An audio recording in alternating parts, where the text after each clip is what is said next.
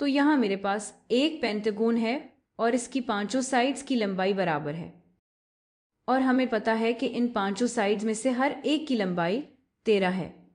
अब हमारा मकसद ये है कि इस पेंटागन का एरिया मालूम करें, तो वीडियो को पॉज करें और खुद कोशिश करें, फिर हम ये मिलकर करेंगे। अच्छा, अब ये हम मिलकर करते हैं। तो याद दहानी के लिए, अगर हमें ऐसे रेगुलर पॉलीगॉन का एरिया निकालना हो तो वो बराबर होगा 1/2 ज़रब, यानी एपोतम से ज़रब। कभी कभार मैंने ये देखा है, ज़रा देख लो कि मैं सही लिए पर हूँ। फिर एपोतम लंबाई, जिसके बारे में मैं अभी बात करूंगी, और फिर ज़रब पेरीमीटर। अब सबसे पहले एपोतम क्या है? मैंने एपोतम कहा है। एपोतम वो लाइन है जो पॉलीगॉन के सेंटर से निकलकर किसी एक साइड को राइट ज़ाविये पर इंटरसेक्ट करती है।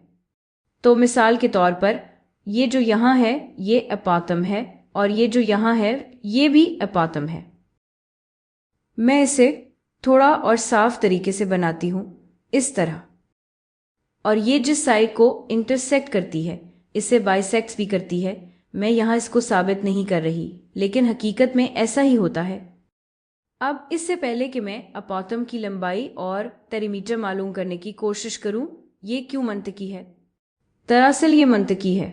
अगर आप सोचें तो इसमें काफ़ी मुमासिलत है, या ट्राइंगल के एरिया के साथ काफ़ी मुमासिलत है, और ये कोई इत्तेफाक नहीं है, क्योंकि आप किसी भी रेगुलर पॉलीगॉन को ट्राइंगल्स की एक सीरीज में तकसीम कर सकते हैं। इस केस में आप इसे 5 ट्राइंगल्स में तकसीम कर सकते हैं, और इनमें से हर ट्राइंगल का एरिया क्या होगा? तो वो होगा 1/2 ज़रब ऊंचाई, जो कि एपोतम लंबाई है, ज़रब बेस। और अगर आप सबका एरिया निकालना चाहें तो आपके पास ये 5 बेसिस होंगी। तो एक और तरीका ये सोचने का है कि आखिर में ये फार्मूला ही बन जाएगा जो यहाँ लिखा है। आप चाहें तो इसे आजमा सकते हैं, लेकिन अब हम इसमें आते हैं और असल में एपोतम लंबाई मालूम करने की कोशिश करते हैं, क्योंकि यहाँ हमें ये दी नहीं गई।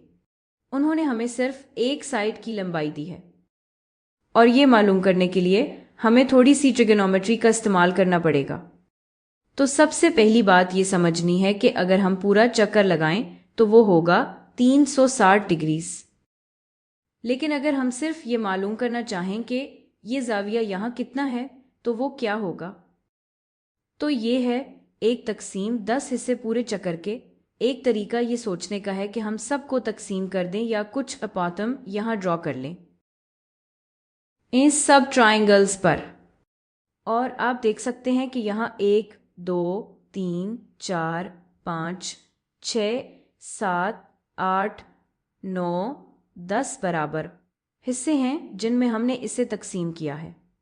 तो ज़ाविये को 10 में तकसीम किया जाएगा, तो वो 360 डिग्रीज। इसका 1/10 हिस्सा होगा 36 डिग्री ज़ाविया। अब ये क्यों फ़ायदेमंद है? हमें ये ज़ाविया मालूम है। क्या हमें इस साइड की लंबाई मालूम है? तो ये साइड यहाँ बिल्कुल इस साइड की आधी लंबाई होगी।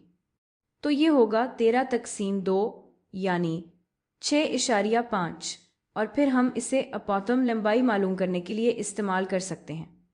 मैं यहाँ लिख लेती हूँ एपोतम। मैं इसे ऐसे लिख लेती हूँ। शायद मैं इसे x कह दूँ ताकि बार बार लिखना ना पड़े। तो हम x मालूम करेंगे, वो किसके बराबर होगा? या असल में एक और तरीका ये सोचने का है कि अगर मैं ज़ाविये के मुकाबल और मुतसिल साइड के साथ काम कर रही हूँ तो लगता है ममास यहाँ काम आ सकता है। ममास होता है मुकाबल तकसीम मुतसिल।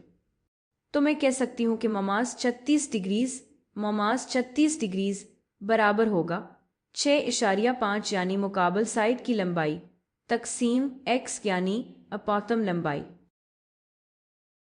और अगर मैं x मालूम करना चाहूँ तो मैं दोनों साइड्स को x से ज़रब करके और दोनों साइड्स को ममास 36 डिग्रीज से तकसीम कर दूँ, तो मुझे मिलेगा x बराबर है 6.5 तकसीम ममास। मास यानी टेंजेंट। मैं इसी कलम में लिख लेती हूँ टेंजेंट 36 डिग्रीज, टेंजेंट 36 डिग्रीज। तो ये एपोतम की लंबाई है, यही वैल्यू यहाँ है, और फिर पेरीमीटर क्या होगा?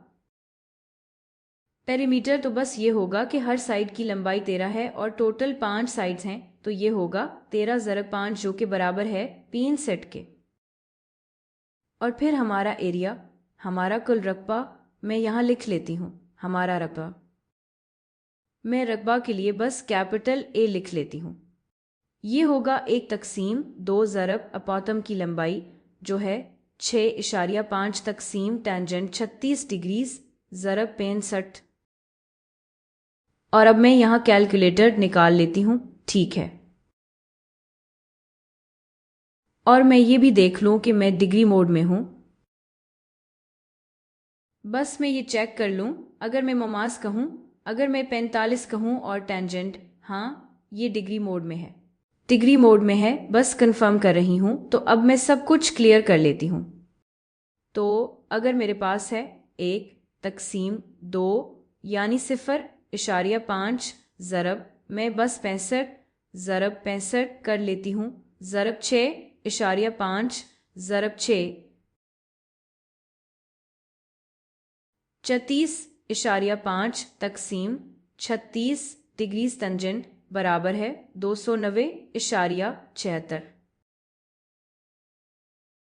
तो मैं कह सकती हूँ कि ये तकरीबन 291 है, लेकिन मैं हंड्रेड्स प्लेस तक ले जाती हूँ,